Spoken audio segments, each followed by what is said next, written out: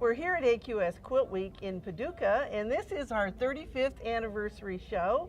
And I'm here with Ceidys Butterworth from Frisco, Texas. And congratulations, because you won the 3rd place in the small quilts first entry in a Paducah contest.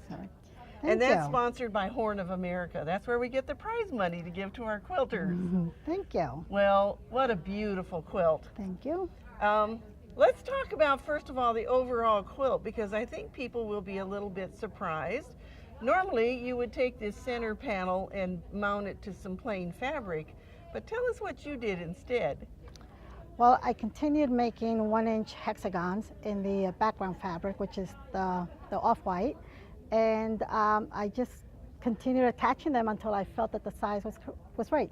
And you said this was your first English paper piecing? Yes, of this scale. And so you just kept adding more hexagons until you made it the size you wanted to? I did. Well, it certainly makes it lay flat. You know, sometimes when you applique on top of a piece, it isn't quite so flat, but this lays beautifully. Yes, well, thank you, yes.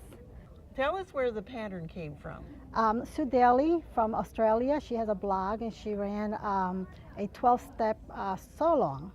And I actually had purchased a layer cake of this fabric, and I decided to make something with it and Googled it and came across her pattern. Well, it's beautiful, and I think, you know, the blue and white quilts I think are always appealing for everybody, but you have a nice variety of fabric that you've used in it. Yes, I think they did a great job putting the colors together. Then the quilting goes so nicely, so tell us what quilting you did and who did it for you.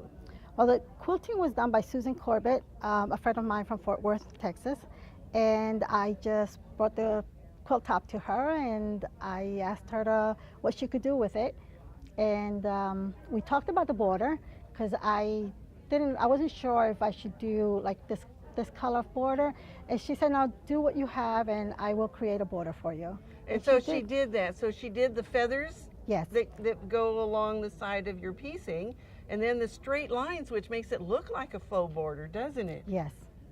Well, and I also think that the design that we have in here, that's a really pretty design to show off that piecing.